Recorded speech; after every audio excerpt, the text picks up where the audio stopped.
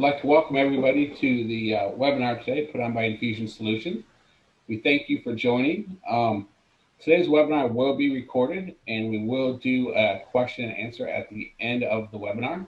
But please know that any question you have, you can tap in the chat or save them to the end and then we will go over them at that time. My name is Toby Olson. I'm Director of Sales and Operations here at Infusion Solutions. And presenting today with me is going to be John McKinnon, our IT Director. And we appreciate everybody's time and look forward to going over this with you.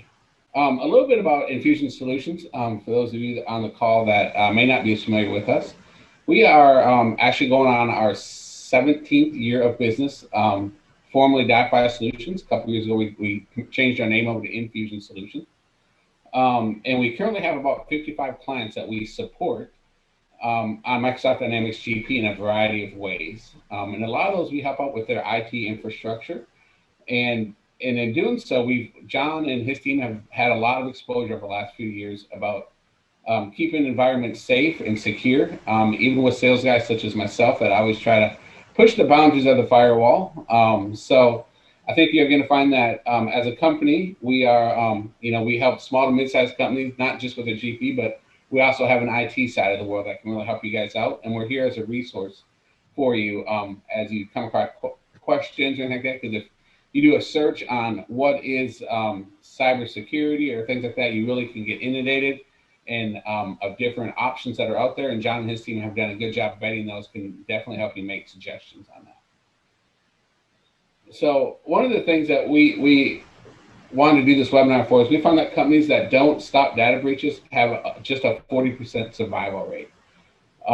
And so that to us says that 60% of them that if they have a severe enough data breach won't survive that data breach.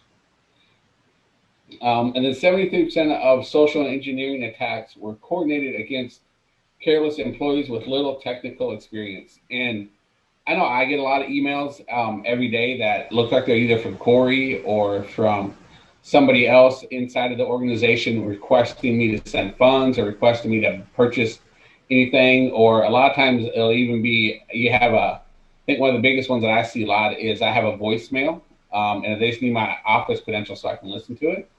And if that's stuff that we're not educating ourselves and our employees about, it's really easy to let people into the system that way.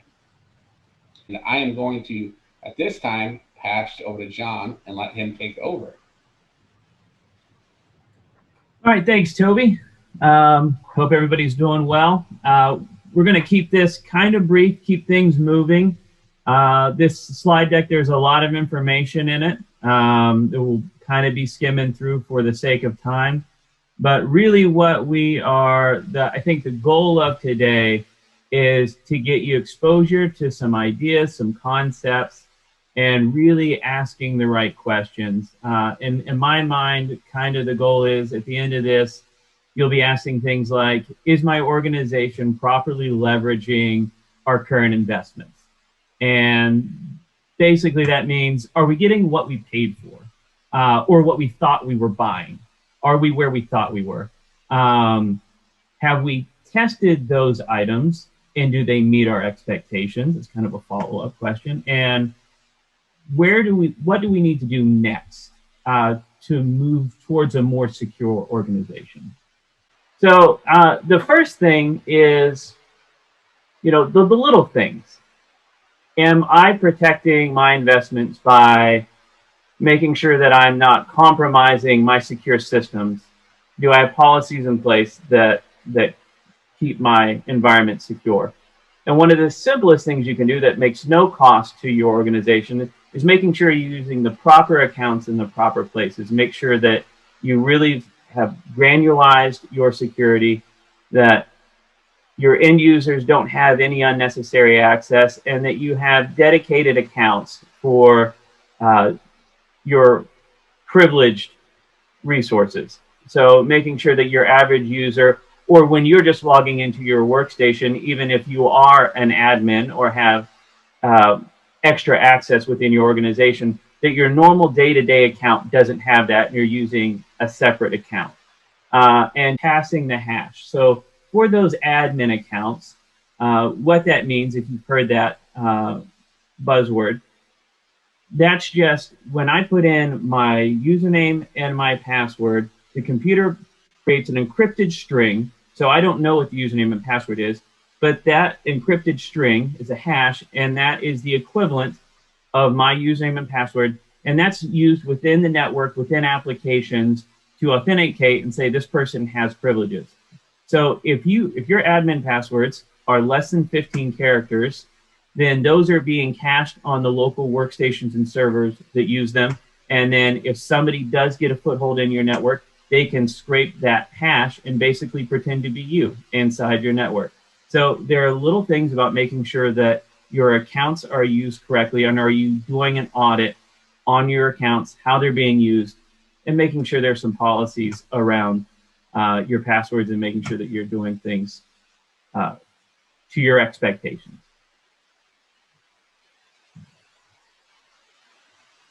And I already started talking a little bit about this, about limiting access. One of the things is, we see in organizations where you're with an end user doing support and you need to remote into a server. The user obviously doesn't have access to that. You use your admin account on that user's workstation. Well, now you have potentially exposed your admin credentials to an exposed endpoint because we don't know what that end user's been doing. And obviously there are things you can do to lock those down, but assuming that that is a possibly compromised device, now you've put trusted credentials on there. So do you have a more secure way of remoting into your servers? Ideally a system separate from RDP if you're accessing it from an end user workstation. Hopefully it's using multi-factor authentication. You can do things to lock down access elsewise to servers to only the needed things. So are you thinking about, is it necessary, and is it only doing what's necessary? And a lot of times we'll see organizations that are really excited about single sign-on options where they're linking multiple systems together and like, hey, I can use one username and password. But making sure that you're stopping and thinking about, is this exposing one system unnecessarily because now I'm linking everything together. So if one account's hacked in one system, now those credentials are used everywhere across your environment to make sure if you are using a single sign-on option, is it meeting your security expectations? And then beyond, just some policies and making sure you're acting right. Now we're going to get into some of the capital investment and infrastructure that you have in place to keep your environment secure. And are you doing enough, and are you getting what you expect out of it? So everyone should start with a basic antivirus, and most organizations have an antivirus, and that antivirus should be doing real-time scanning and hopefully blocking downloads from emails and web links, and, some of the basic level security to help keep your users secure. They should be doing deep scans. They should have a software firewall. They should have the ability to, no matter where your end user is, to do web filtering, to block malicious websites, to block websites that you don't want your end users going to as an organization. And it should have the ability to even do some device policies. And one of the things is that I see often, as I'm walking around an office, is people with their cell phones plugged in to a workstation to charge. Well, that's fine that they want to charge that, but do you really want whatever's on their phone on your network? Well, a good antivirus software will probably have the ability to block that, where I could plug in a phone and charge it. I could plug in a pair of headsets, but by policy, I don't allow data storage devices to communicate with the workstation. So that'll keep that secure.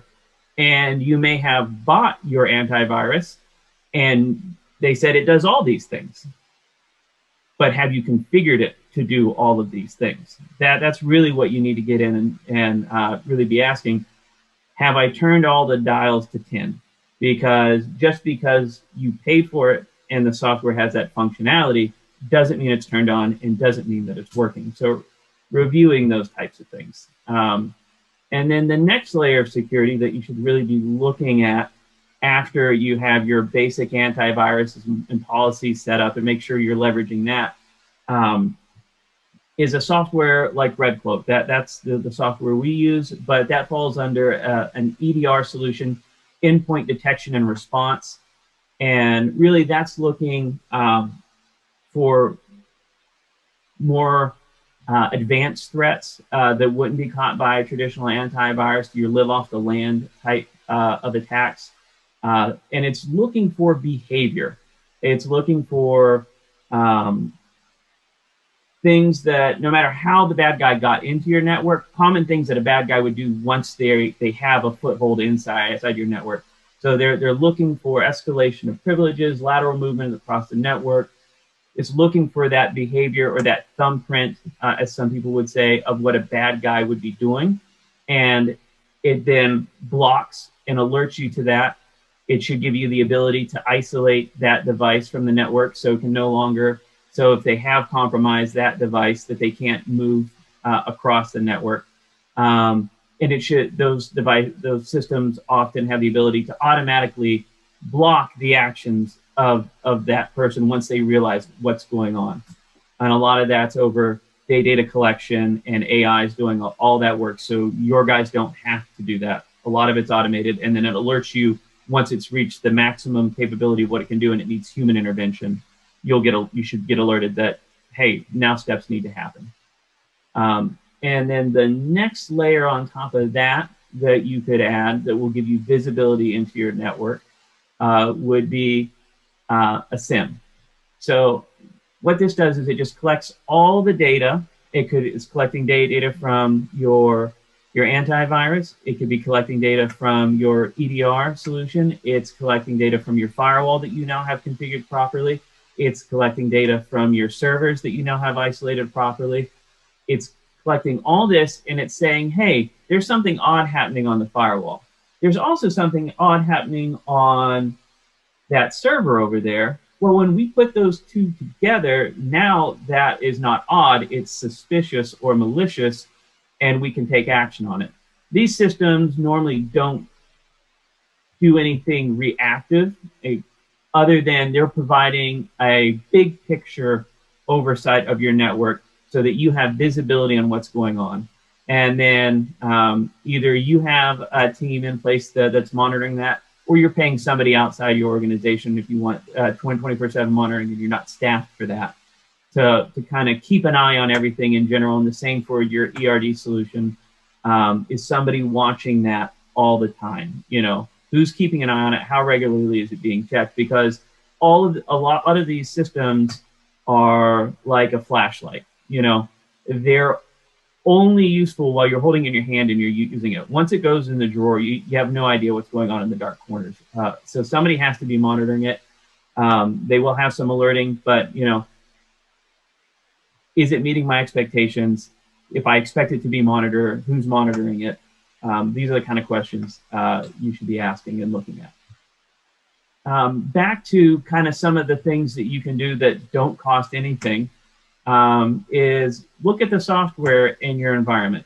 If you don't need it anymore, uninstall it. If it was for a project that's now over, get rid of it. Especially on servers, remove Java. What we're seeing now is that over the last few years, the trend has been not hacking operating systems. That used to be, you know, as long as your Windows is updated and patched, you know, that's what they were attacking, because that was the biggest, you know, attack surface, because Windows is installed on, you know, 80% of the devices that you'd be interested in breaking into anyways. So that's what I'm going to focus as a hacker. Well, now things like Java and even much smaller softwares are being targeted, looking for vulnerabilities and ways that I can get into your environment through outdated software. So making sure that outdated versions are removed, things that have been sunset, no longer supported, aren't being used inside your organization, and that, you know, software updates are happening regularly. And this kind of goes back to, now we're talking about reinforcing your firewall. locking down your wireless. This goes back to a little bit what we talked about with the antivirus, making sure that you're getting the features that you paid for and that everything's properly locked down. So when it comes to firewalls, they can do some really amazing things, and you may have paid for those features already, where you're doing advanced filtering, where the firewall could filter out viruses before it gets to the endpoint, before your antivirus on the endpoint actually has to take any action. It can do intrusion prevention, where we're actively looking for blocking bad behavior, bad actors coming in, looking for, hey, we know these servers are on a list publicly that we know that these are bad guys. We're not going to allow any communication of any sort from those guys. The firewall can do content filtering to block out malicious sites and malicious content, or just content you don't want your users accessing. There could be controls to prevent cryptojacking, to prevent certain exploits from happening, certain communications that are known bad, I guess, is probably the best way to put it. Like, hey, somebody's trying to encrypt my data. They're using protocols that would be used for that. I'm going to block that. You could be paying for all of those things, but if nobody's turned them on, they're of no value to you. So making sure that you're going back through and regularly making sure not only that it's updated, but that, again, all those knobs are turned up to 10 where they need to be. Another area that we see often is we'll go in and the local wireless network for the organization is shared with everybody. Everybody knows their password. It has access to the entire network, all the servers and all the sensitive areas, and everybody's phones and tablets, personal devices are on that network. So almost all the access points these days, if you have a business class device, is going to support having multiple networks without having any more physical investment in your network. You just need to isolate that, and it'll allow you to create a private network that only allowed devices will be on, and we use whitelists. So only devices that have already been approved are allowed to access that network. And those are going to be company provided devices. And it doesn't matter if I know the password. If the password gets out, I can't join that with my phone. It won't allow it to connect. But you probably still want to allow your users to have wireless access on their phones, and that's fine. And you create a separate guest network that only has internet access for those devices, and anybody who has a password can join it. And if somebody unwanted joins it, it doesn't matter. It's not compromising your network. You're adding a layer of security there, keeping everything isolated. And then, the next thing that you might look at is if you're using any cloud resources, are those protected sufficiently? A lot of people tend to think, oh, it's in the cloud, it's secure, I don't have to worry about it. That's not true. And in fact, depending on what you're doing, that cloud resource could compromise your environment. And that's what kind of goes back to where we're talking about single sign-on, where you have multiple different systems that are syncing those credentials. Well, if you have your local domain syncing with Office 365 and somebody gets a phishing email and they get their username and password through that phishing attack, now they have domain credentials inside your network. And that goes along with what we talked about earlier as well, that your average user account that would be tied to that email should not be an admin. So if your IT tech guys have admin credentials, they should in no way be tied to their Office 365 in any way, even if you are syncing between the two environments. So just making sure you're thinking through, all the different layers, and am I properly isolating things as I go, so that I'm not wasting my investment in all this security that I've put in place, all these capital investments that I've made, but because of the behavior inside my organization, we're basically subverting all that extra security we added. And one of the things we offer with M365 being a very large platform that most of the organizations we work with have already at least some involvement in that world, we offer something called Office Protect, and that does a security template, allows you to pre-configure. Again, M365 can be secure, but it's not necessarily secure out of the box. You got to go in and you got to turn some knobs. So what that does is it allows you to set a policy, and then it's going to enforce that. If somebody or something changes a setting and you have a policy predefined, it's going to reinforce that. It's going to put that back to the way you want it to be.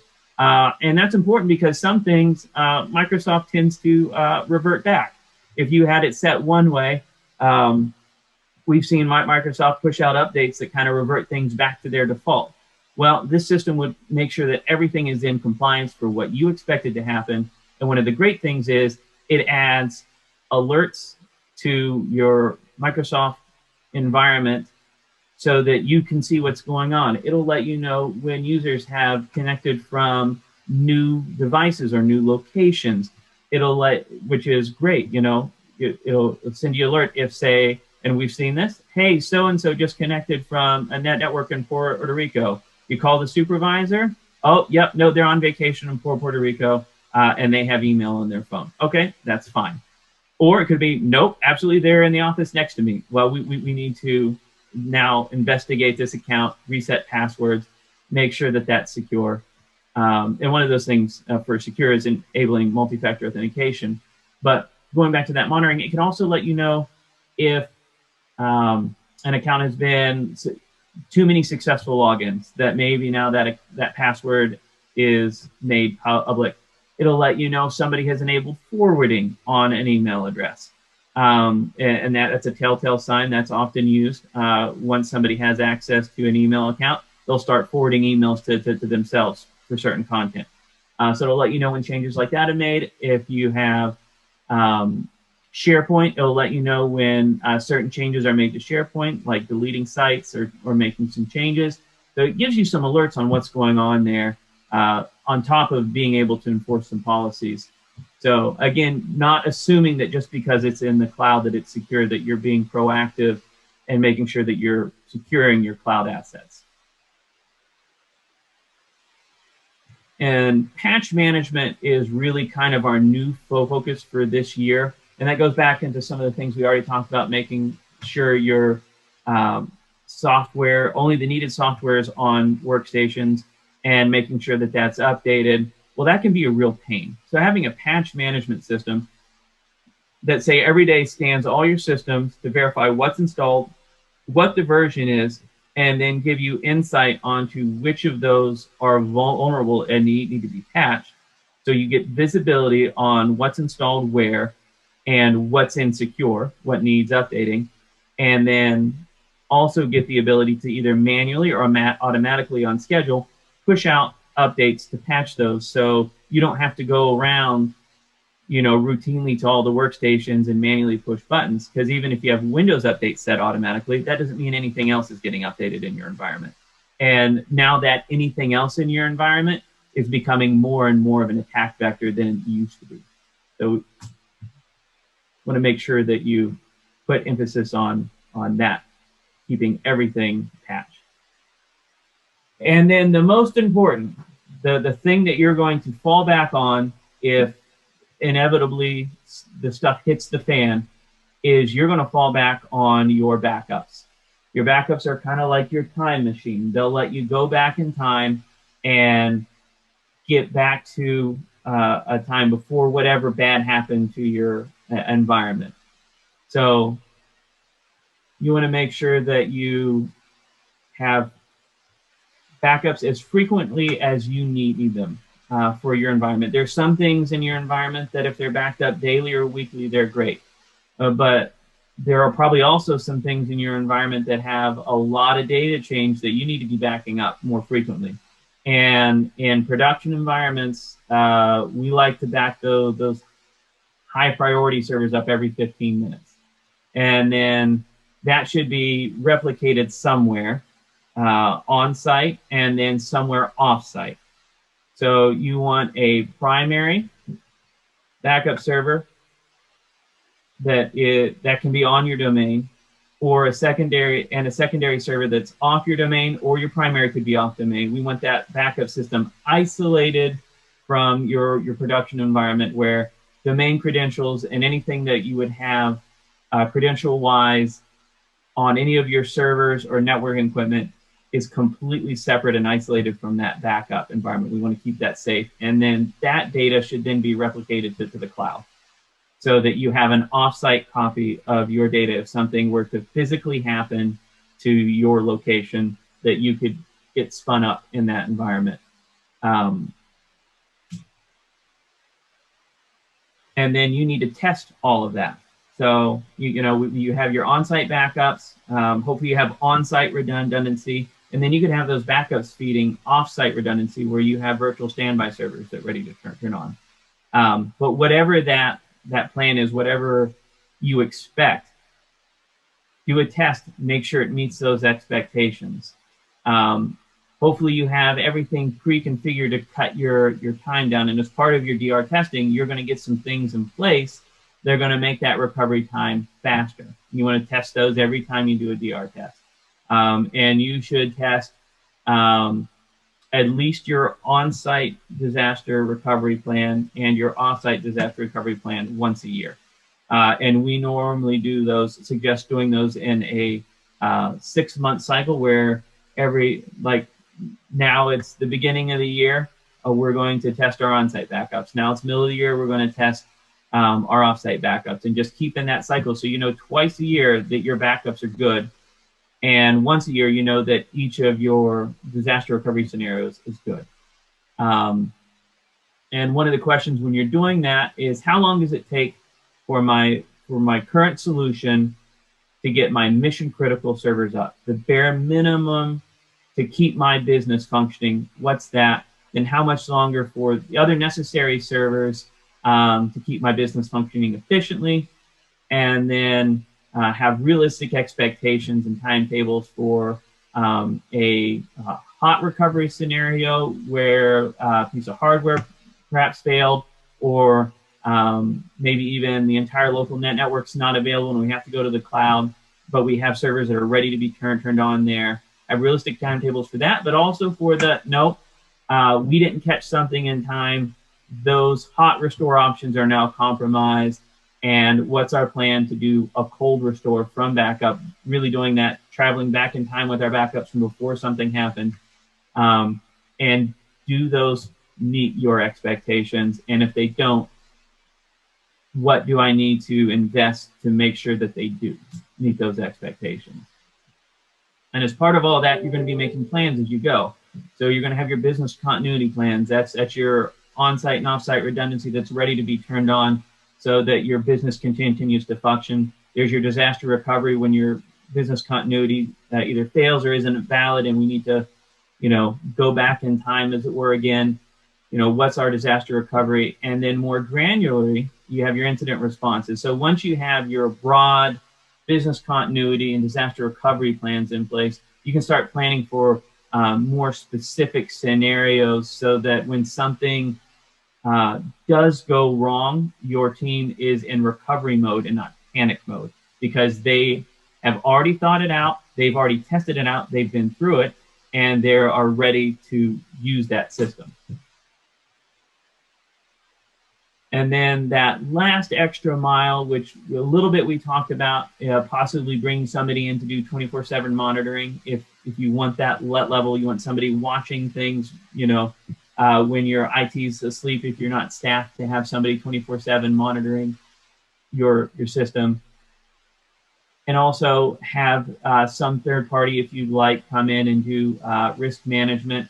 That could be internal, it could be a third party, making sure that you're talking about the plan internally, where you guys think you're vulnerable. There are vulnerability scans that you can do yourself. There are vulnerability scans that you can pay somebody to do. And then making sure that you're prioritizing those items as you go. And where you identify your weakness. So, hey, no, our we have the antivirus, we have the firewall, but none of those things are really configured. Okay, put them in a priority list and make sure that you're making progress on getting everything locked down. And we already talked a little bit about you can have somebody come in or you can do it yourself to really test to see, you know, now that I have everything locked down, I've done all the things that I think I should, where am I at after I've done all the things that I know about? Is there anything left that still needs to be secured? And then some of the things that can help also is golden images for your workstations. If there was an issue, being able to quickly recover those, especially if you're in a larger environment with a large number of end users with devices that would need to be re-imaged, possibly in an event. Do you have a system in place to get those guys back? Again, these are those extra mile stuffs that after you've done your core work, you can plan for your worst case scenario. And you also may need to look at your environment and say, do I have data that I feel should be encrypted or protected? That could be emailing sensitive data.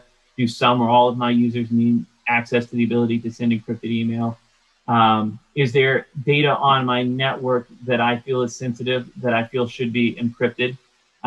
And is any of that data ever on an endpoint, especially a laptop? And if so, you should probably encrypt and protect that laptop so that if somebody gets the laptop, they won't be able to get any of the data off of that laptop. So in review, we talked about passing the hash and just how securing some of the accounts and your best practices, isolating things. We talked about the tools that you can put in to block and look for suspicious activity. We talked about securing the front gate and really turning the knobs up to 10 on all the solutions you already have in place, making sure you're leveraging them. And then that last line of defense, making sure your backup system is in good working order, making sure you've tested it, making sure you've gone through those scenarios and that you're prepared for that worst case event. You're doing everything in your power to prevent it, but you're ready for it when it happens. So hopefully that'll get you thinking about, you know, am I properly leveraging the investments I have? Am I testing? Is it meeting my expectations?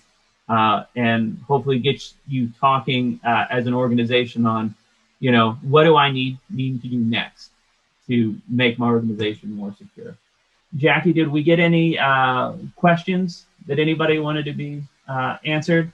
And it's fine if you didn't put any questions in. If you want to do offline, you can reach out directly, and we'd be glad to answer any questions you have. Yeah, John, will this webinar be posted after the session if it wants to be shared or talked about? Yes, I believe it will be on our blog and linked in all of our social media posts. So if you saw this, wherever you saw the invite for this, you'll have access to it. And obviously, if you're not seeing it, you can email us directly and we'll make sure you get access to that. Okay, I've got another one here. Do I need an IT team at my business to make sure that we are more secure? No, you don't. You're going to want somebody at your organization that is your champion for your IT, somebody that's going to be, but that might not necessarily be an IT person. We actually work with clients where somebody like the controller or somebody in a different management, even HR, is responsible for IT, and they will engage with us, and we will help with their IT. And there are other organizations that that work with another third-party IT organization other than us, but then we work with that IT organization to make sure that their needs are championed. So you're going to want somebody in your organization that is kind of taking the lead and making those decisions, and we will help them make those decisions. But that's all you really need is just a liaison for your organization, and then make sure you're teaming up with the right organization to propel you forward. Okay, and then the last question we have here is, what makes a good company, or what makes a company a good target for hacking? Well, that is a good question. The answer is really they are trying to get anybody they can. And it is the end users are basically targeted every day with the spray and pray attacks. Some things that Toby talked about where they're trying to get somebody who is not tech savvy to do something that they shouldn't, to allow somebody a foothold in your organization. You see a lot of big things on the news about state-sponsored hacking, and historically you say, oh, well, I'm small, I'm not going to be targeted in that attack. Well, unfortunately, now those state-sponsored hackers are breaking in to software that you could use as an organization.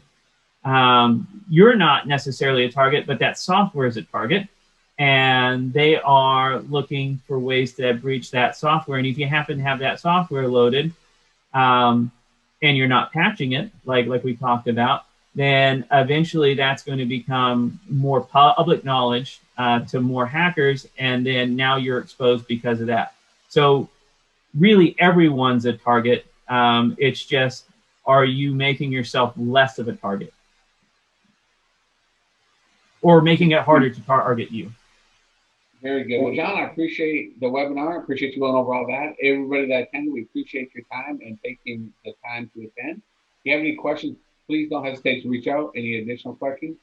I know there's a lot of information that John went over today, so please, if you have a chance to review the video or reach out, we appreciate everybody's time, and we look forward to speaking. Thank you.